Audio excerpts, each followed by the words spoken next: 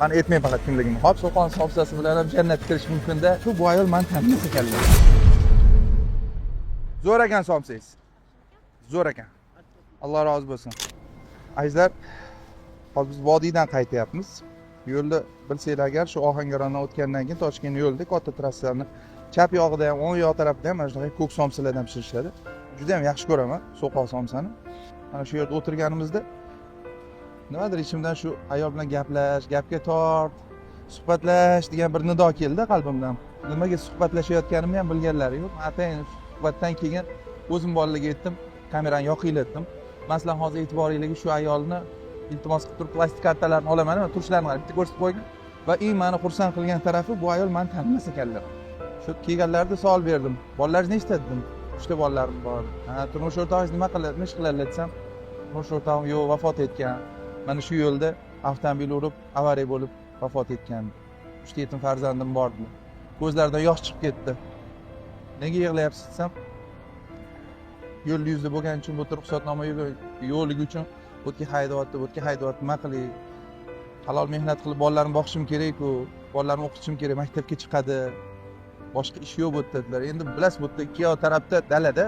Mana shu yerda mana shu tepalik orqasida uyda turar ekanman, qabriston orqasida.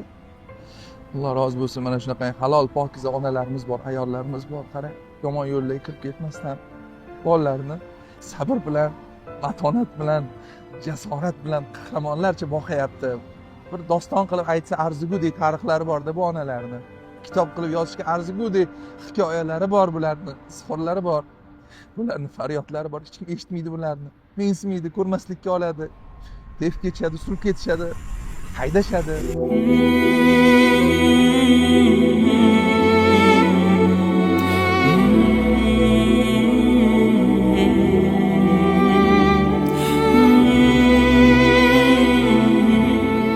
Mana shu oddiy bir somsa bilan ham, ko'k somsa bilan ham, So'qon somsasi bilan ham jannatga kirish mumkin-da.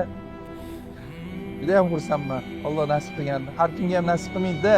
Uchta yetim farzandni halol pokiza yolg'iz o'zi qiynalib katta qilayotgan bir onani hayotlaridan o'zgartirishga hozir imkoniyat bor. Mana shu hozir e'tiboringizga bularni iltimos qilib, o'zlariga aytmagan holatda plastik kartalarni olamiz, o'zlarining plastik kartalarini qo'yamiz. Ehson qilinglar. Kutilmagan joydan g'oyibdan shu plastik kartalar to'lib ketaversin, bilmasinlar.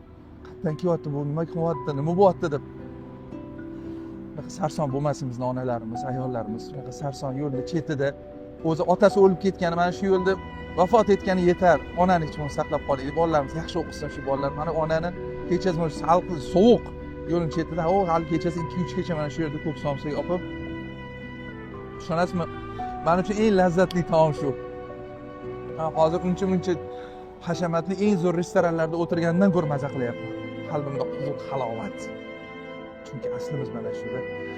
Ko'p narsa kerak emas, baxtli bo'lishimiz uchun. Bitta ko'k somsa bilan ham baxtli bo'lib jannatlarda sayr qilishingiz mumkin. Berib qoling, ulgurib qoling. Inshaalloh shularni g'oyibona duolarga hammalarimiz ega chiqaylik. Vaqf xayriya jamoat fondi. Birgalikda biz katta kuchmiz.